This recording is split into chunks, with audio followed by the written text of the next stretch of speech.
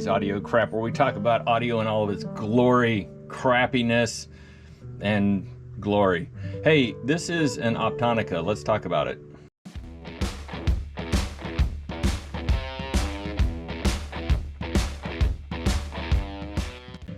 All right, this is one of the quirkiest like micro unit, mini unit that I have found to date. This thing is quite the player here with his front grips, which happen to be made out of metal and plastic. You know, to each their own. It's all looks on this one. This is definitely not a rack system, but it's posing to be one. Now, this is an extremely feature-rich unit. If you're not familiar with Optonica, Optonica is Sharp. It is their premium vision or version of what they build. In fact, it's very similar to Toyota and Lexus.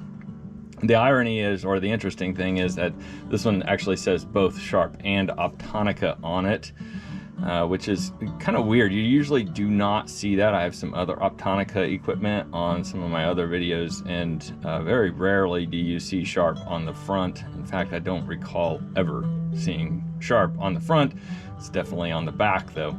So this is a CD-U10 and a CD-U10. I'm sorry, I thought these would be two different things here. Obviously not. All right, so I have had this on my to-do list for a solid 2 years. I bought it, I paid up for it, assuming that I would be able to fix it, because the person who sold it to me on, I think it was eBay, said that it was non-functional. They could not get sound out of it. Well, if you get one of these and you can't get sound out of it, it's because a keen eye will tell you that right here, because of the way that this is circled or squared, because of the way these are all squared out, that these outs and ins belong with the power. And so if you run an aux jack down to the in on here, beside that, which is ironically boxed together, you get sound out of it. Not a big problem. So that was a quick fix, and it was up and running. Now the downside is the CD player in this unit is non-functional, and I've been in it and played around with it a bit. The laser and motor both work. It is the position motor on the CD player that's not working. So it will not move the laser to the starting position, so it won't even get started. So I did play with that a little bit. I'm not really into wanting to put this back on the shelf, so I'm just gonna go ahead and sell it because I got it out. All right. Let's talk about some of the cool features that it has here. And this thing's kind of party trick is that it has back-to-back cassette. So when you open up the cassette player, it has two cassettes in it back-to-back here, and heads, and it can actually record off of one and play to the other, or play from one, record to the other, simultaneously on here, which is really cool. And then you can twin record. So if you're running from CD to here, you can twin record, which is an interesting idea. I think they were onto something here, but obviously towards the tail of cassettes, nobody knew really what was going to happen at this time. This one was manufactured in 1990. I believe by 92 Optonica was gone. This one has a serial number 502, so this was number 502. I think there were, from some research I did when I purchased it, I think there were less than 1,000 of these made and shipped to the US. A lot of these have been shipped back to Japan. They're very popular over in Japan. From what I understand in the research that I've done, the motors and all of the CD mechanism is compatible, shareable parts with other Sharp CD players. So it could be a super easy fix. I am just in the need of some space, so I am moving stuff right and left. This being one of those. This thing is sat for 2 years, like I said. All right, so on the back is another cool thing that this thing has, and I'm gonna try and rotate it all the way so that we can at least observe a little bit of it. Let's move the speaker so that we can get a little bit more slack. Okay, it has an aux-in, DAT-in, VCR, monitor out. So this was meant to be also a surround sound, Dolby surround sound, although it does not have a center channel out. So I'm not sure what's going on with that. It has an input balance here, a beat cancel. I don't think that actually means like beat, like the beat to the music. It's just BEAT. I'm not sure what that is. Somebody might be able to, yeah. Anyway, so has some kind of reset button here. Maybe it's just for programming of the radio stations. I imagine that's it. So that's that. I recall I thought it had a phono in, but I'm not seeing that. So let's go back here to the front and see if it has phono. I think that was one of the things that I was like disappointed that it didn't have. Yeah, it doesn't have phono. You could easily use VCR and a phono preamp, or a phonograph that does have a preamp built in, and use it still with phonograph.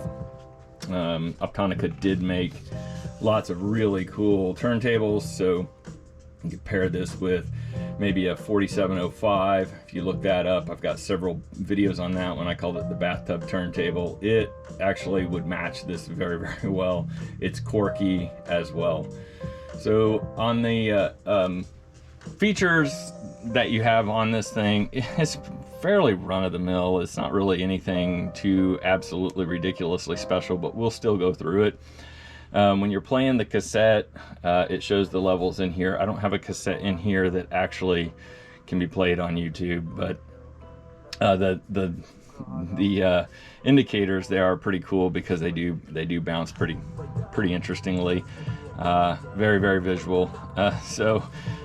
You know, all of us who like UV meters, we like these. I love UV meters. I think they're pretty darn cool. It does have timer. It does have an alarm. You know, the tuning and the memory, I think it tunes up, memory up to 20 stations, I think I recall. I'm not really sure. So the tape mode, number 1 and number 2, which is your record to, and then you have your reverse forward, which is your play direction, your search, your Dolby NR, noise reduction, and then you have your reverse mode, and then you have your timer on off. Now I may have gotten some of that wrong. I'm just trying to slam through this. Really, what I would like to get to, well, I'll just go to it, is the sound on this thing. Absolutely beautiful. And then they added all of these other different surround features that this one right here, this 2-channel, this is running on 2 speakers, and it is almost trippy how cool it sounds.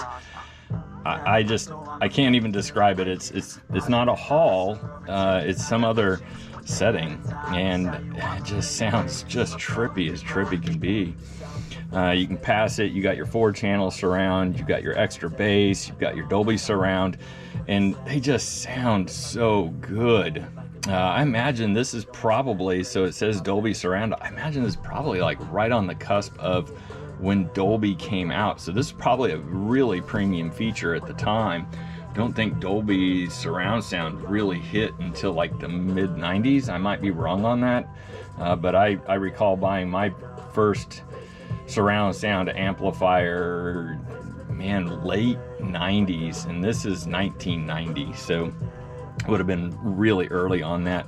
The CD player drawer unfortunately does not open. It needs, when I had the unit open, you just needed to trigger something that it looks like it potentially may have needed lube. It's basically a lock mechanism that holds the CD in place so the CD won't go wild when the unit is off if it gets jarred.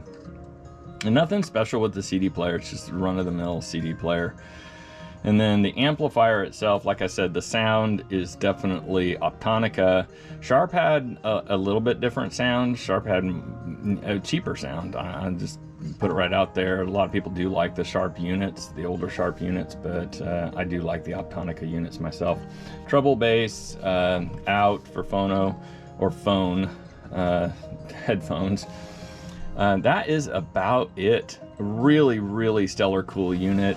You look at the sides of it, it has kind of a notch design, but again, it's plastic.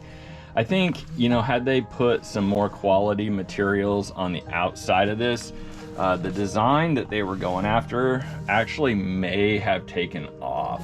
These were, in my opinion, way too pronounced, although that you had to do that to actually make it to where you could grip them. But I don't know, did they need to be functional? It's not like anybody is actually going to be taking this in and out of a rack. There were special shelves made for these. Very, very, very few of them are out there still. And maybe they slid in and out of that. It does not look like there's any kind of slide on here though. So that may have been somebody building a custom one-off for them. Yeah, so anyways, look out on the Japanese market and you'll find a bunch of these refurbished, selling for lots of money. When these were brand new, this was selling for $1,000. I'm sure because they had problems moving them that you could probably buy one for half to 2/3, or I'm sorry, yeah, 2/3, 3/4 of that price. Probably get a pretty deep discount on them after they found out that they just weren't going to move here in the States. It was kind of a quirky take on things at 1990 when everybody was moving out of the fantastic 80s where, you know, you had your stack big systems. Denon had a lot of these systems. I have another review out there on a Denon system. The Denon system is just like this one, absolutely killer. It had a really cool cassette mechanism as well. It was a drawer that slid out.